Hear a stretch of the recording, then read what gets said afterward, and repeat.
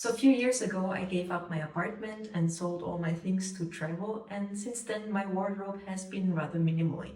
So in this video, I'm showing you my entire minimalist travel wardrobe, explain a little bit why I picked the pieces that I'm bringing, and show you how I use them to travel basically anywhere and to any climate. And I already did one video where I talked about the fabrics that are, in my opinion, the best fabrics to travel with. So this is kind of the follow-up video to it. And I was already scheduled to film it like weeks ago, but then obviously clumsy me, I dropped my camera and I broke the receiver to the microphone and that was it. But luckily I managed to get the spare part even though we're traveling. So we're in Slovenia right now. And also luckily all my clothes, they don't take up too much room. So I was able to bring them with me to do this video. So I don't sort my gear by product. So I don't have all my t-shirts and all my pants in one place. I usually sort them by when I'm going to wear them. So over here I have my basics, those things that I more or less wear all year long. My daily clothes I store in my small Peak Design packing cube, and over here I have a few jackets. And here on this other side I have one packing cube with gear for hot weather and one for very cold days. And by mixing those things I can basically go anywhere, doesn't matter the destination or the climate. So when I buy new things to add to my wardrobe, they usually have to be durable. So I want long-lasting things that are very travel-friendly, which means that they're easy to wash on the road and also stay wrinkle-free as possible when I'm packing them in a bag. I usually try to bring a mix of newer and older clothes because sometimes you just, I don't know, go to the beach or go on a hike or you go somewhere where you know that will be a little bit harder on your clothes. And then I don't want to go with my newest t-shirt. Then I prefer to wear one that I can sacrifice. I always try to pick clothes that go well together so I can mix and match them as much as I want. I always try to get my tops black and my bottoms in a color. Usually it's either a green or a gray or jeans. Unfortunately, that does not always work out, as you will see in a minute, because at the end of the day, I wear a lot of black. The reason for that is usually since I'm looking for more durable gear, I often buy hiking gear that looks kind of normal, but then the colors in hiking gears for girls, in my opinion, are terrible. So you usually get a black and then you get like a bright orange and a turquoise and a pink and all those things I don't want to wear, so black it is. And for me, it's also very important that I'm able to layer my clothes. So that means I usually buy thinner garments that I can easily layer on top of each other. That also has the benefit when traveling that thinner things dry faster.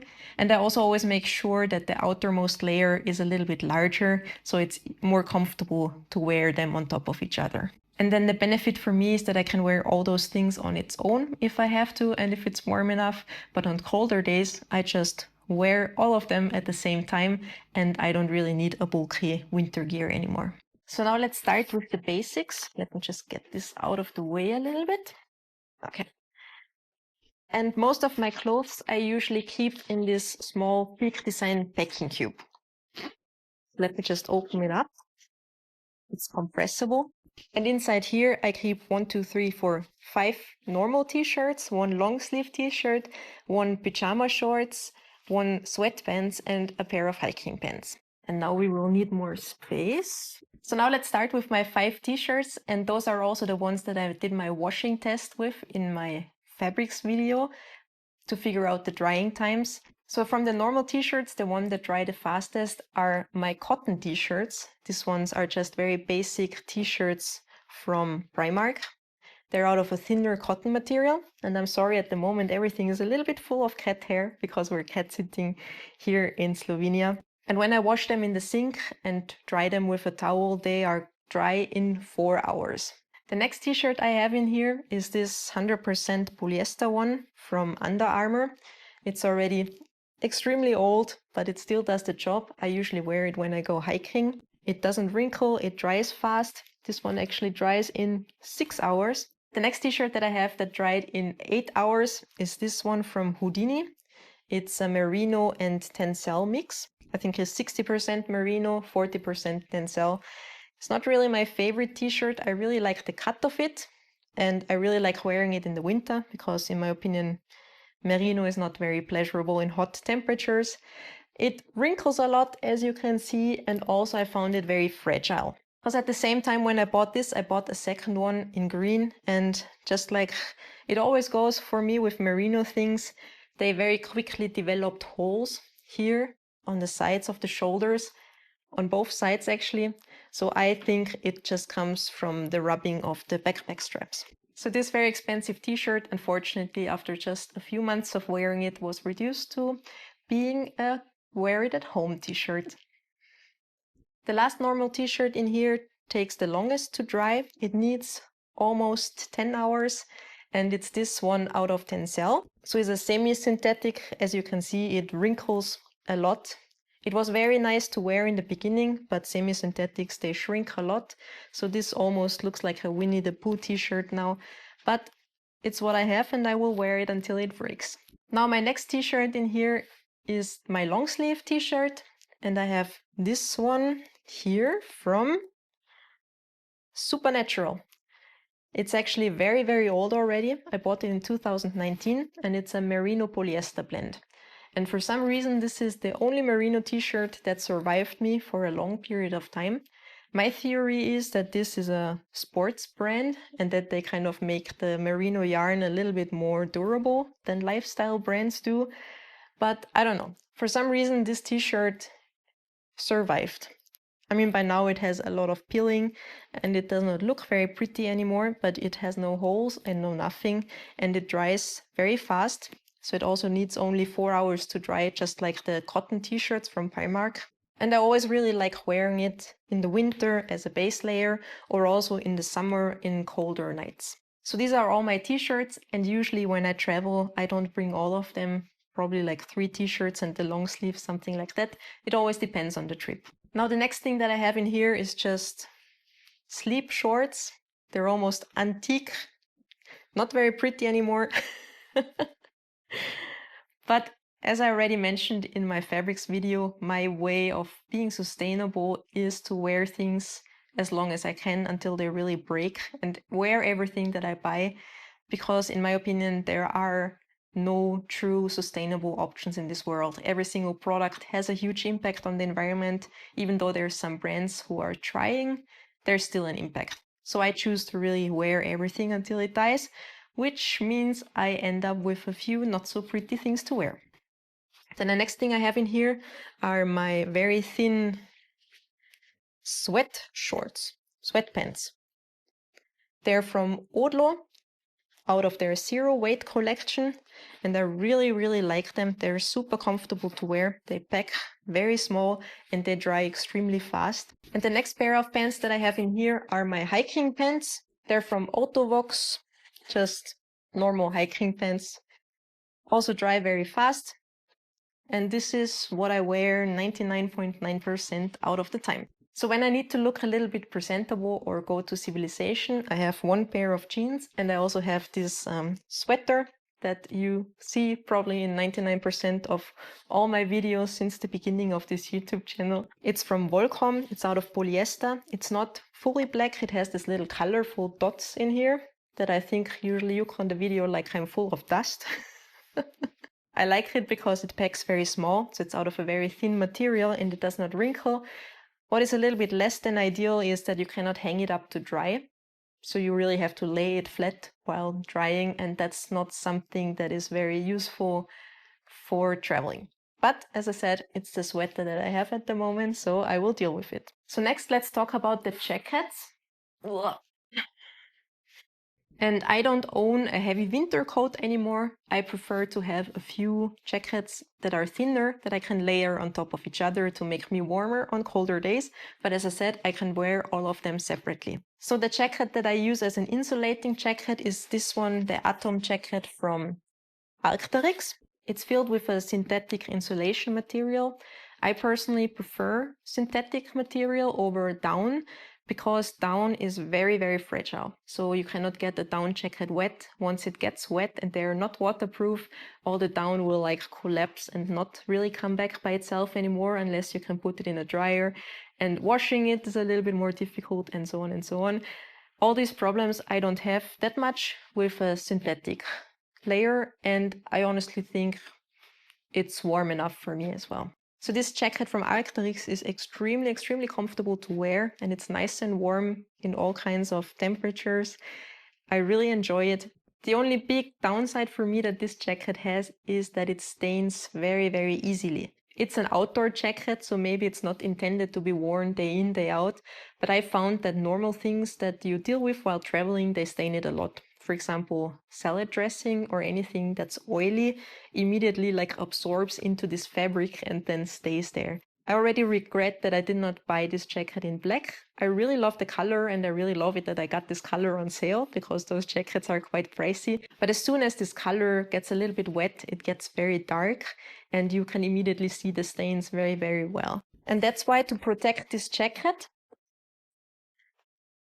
I usually bring with me this very thin windbreaker from Odlo. As you can see, it packs down to almost nothing, and it's not waterproof, it's windproof, and it's a little bit water resistant, but it works very well together with my Arc'teryx jacket, and I can also wear it just by itself. And it's again from the Odlo Zero Weight line, the same as the sweatpants that I have. And when you're wondering why I'm having that much from Odlo, that's very easy to explain. There is an outlet nearby to where I live, and every once in a while I pop in there and end up buying stuff. And for example, this jacket I bought for 35 euros, so I have zero complaints. Now, when it's really raining a lot, I have a hard shell, a Gore-Tex jacket. This one is from Haglöfs. It's a little bit bulkier, so on very cold, rainy winter days, I usually just layer it over my Arc'teryx jacket and it keeps me perfectly warm. And in the summer, when I'm hiking and it's a big downpour, then I will just wear it by its own. So I really like the versatility of this piece as well. And my last jacket is just another hoodie. So this one is again from Odlo, bought it again in the outlet center. They have a very nice fabric. It's a polyester one, so it dries very fast, but they wove like ceramic fibers into it. So it's very nice to wear it, doesn't smell, keeps me warm. I usually don't bring it with me when I travel by airplane because it's a little bit bulky, but when I'm traveling by car, this is always just with me. Before we jump into the summer and the winter gear, I thought we would quickly talk about accessories. And I don't have too many accessories. I don't have anything that's just decorative. They're all purely functional. I don't even have a wedding ring. So the accessories that I have is a belt out of leather, already very old, but it's rather lightweight, so I always liked it. Then I have another belt that's out of this stretchy material with a plastic closure. I actually don't really like the design of this belt, but it was attached to a pair of shorts that I recently bought, and I wanted to keep it because Everson already has one of these belts and he loves it, especially because since it's all plastic, he doesn't have to take it off at the airport. So I thought I will try that. And then here I just have a few more accessories for cold winter days and for hot summer days. So cold winter days, I have some gloves, and then again, I like more layering. So I have very thin merino liner gloves, because as I said, merino is, in my opinion, more for cold weather. One pair of fleece gloves. They're very cheap from Decathlon. I bought them a few years ago. Not very pretty anymore, but they are very warm. And then this year for Christmas, from my parents, I got this very nice fingerless gloves out of cashmere wool. They also pack very nice, and I really like it because I can also layer them over everything else. Then another thing that I have is just a headband out of merino that I layer underneath my beanies on very cold days. I have this beanie that you probably also know because I wear it all the time in the winter. And together with these gloves for Christmas, I got a matching beanie, also out of cashmere wool, and it's very small and lightweight. But I'm gonna wear this one to death first before I start really using this one, so it stays nicer a little bit longer. And the last thing that I have is just a very basic gaiter, I think you call them in English, no, from Buff. It's out of merino wool, and those things keep me very warm in the winter. Now for hotter days and to protect myself from the sun, I have this very thin UV protected headband that I like very much. It also packs down very small and dries extremely fast. I have this very beautiful bucket hat And it's actually reversible. So for the days where I want to be more fashion, I just wear this side. Huh? And the last thing that I have is this foldable cap. So this front shield actually folds into 3 pieces and it's very packable. And this one I actually own 4 now, I think.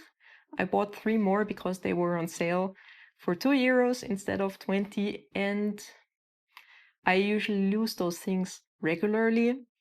But now that I bought more, I never lost it again. So yeah. Let's move on to very cold weather gear. And I usually keep it in a packing cube like this. So the first thing I have in here for cold winter days is a pair of soft shell hiking pants. They're very thick and very warm. And I personally never wanted to buy one over the last few years because I thought I can just wear my normal hiking pants and my long johns. But since this year is the second year that I'm spending in Europe over the winter and they had it on sale, I finally caved in and got myself one. And honestly, I regret that I did not buy one earlier. The next thing I have in here, with again lots of cat hair this time, is a very warm sweater from Arc'teryx. I don't use it for traveling because again it's out of merino and especially this one asks for a special detergent, and I'm not going to travel anywhere with 3 months worth of wool detergent. So this one I wear in Austria when it's very, very cold, but for that it's very nice. And I really like it because it has this kind of pattern. I don't know if you can see it. So on very cold days, I can even wear it in a restaurant or something because it looks very nice in my opinion. And then I just have long underwear, a long warm long sleeve t-shirt. It's from Decathlon, and I have a pair of long johns to keep me warm on cold days. And now last but not least, let's move on to the summer gear. So the nice thing in my opinion about owning less and having gear break all the time on you is that you know ahead of time what you need to buy. So last year towards the end of the summer, my nice looking summer shorts were already at the end. So then I have over the winter time when things are on sale to really look for a replacement. So I recently got these shorts from Mons Royal. And they are actually hiking shorts, so supposedly very durable. But as you can see, they just look like cute, normal shorts that I can wear day in, day out. And this is the kind of stuff that I usually try to find. So normal looking, but highly functional wear. Then I have one pair of shorts from Nike that I picked up in the US 2 years ago. I usually wear this on hot summer days at home. I have another pair from Under Armour. I have these shorts from Dynafit that I really, really enjoy because they're just so super small and tiny and extremely lightweight. But this is the perfect example for why I usually try to avoid logos. Because even though these pants are still very nice, there is nothing wrong with them. The logos make it look like it's antique because they start to come off. The next thing for the summer is this t-shirt. That's probably the oldest t-shirt I have. When I was in university and I did my first bachelor's degree, I was working in a clothes store and there they had this t-shirt on sale for 1 year or 1 day. So I bought it, even though it's not really my style, but it felt nice and it was a very thin material. And this thing is holding up and holding up and holding up, and there is no peeling really. The print is etched into it, so it does not come off. So this thing, for some reason, is going strong since 20 years now, I guess. I usually wear it in the summer at home and for sleeping. It's even a small. It still fits me. Isn't that surprising? But yeah, it really keeps on going, this t-shirt. The next thing that I have in here is a dress.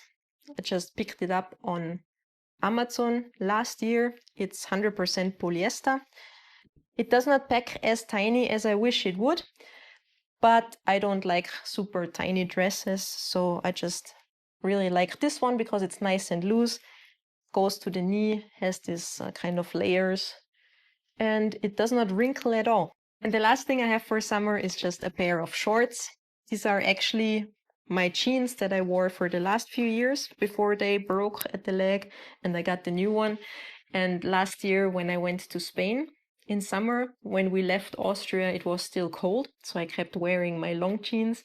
And then when we were in Spain and it got hot, I just cut them off and turned them into a pair of cute shorts. So this is more or less everything I own, as I mentioned.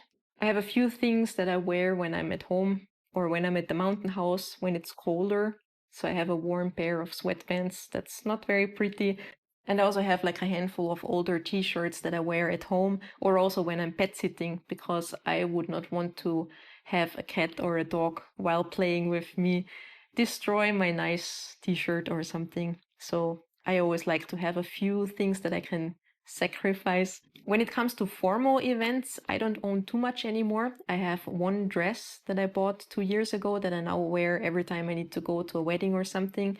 So it's very travel friendly. I can hand wash it. It's out of a lace material, so it does not wrinkle. And I have one kind of flowy black top that is still left from my business days that also does not wrinkle. So when I know that I have to go somewhere and I may need to really dress up one day, I will bring it. But usually I don't even bother bringing it. So this is my little pile of hope, as I call it. And it basically is a pair of shorts that I like very, very much. They're very durable. I already bought them 6 years ago, I thought, and they still look like new. They look like normal shorts. So they have pockets in the back, pockets in the front. They're from Arc'teryx. Unfortunately, they're just a little bit too tight to be comfortable at the moment. The same with this nice sweater from Arc'teryx as well. It's very warm, but still very, very small and packable. And I really love traveling with it, much more than with the Odlo sweater, because the Odlo one is just a little bit too bulky. But unfortunately, it's just a tad too tight. And the third one that I also have forever that I really love wearing is just this very thin synthetic long sleeve from Asics that I usually wear hiking, and I really like it. So I hope that one day I will fit into those things again. If you want to know more about my opinion about fabrics that work well for traveling and washing while traveling, you should check out this video that I did about fabrics. And other than that, consider subscribing to my monthly newsletter. If you liked it, leave a like and maybe subscribe to my channel. And other than that, thanks for watching, and I'll see you in the next video. Bye!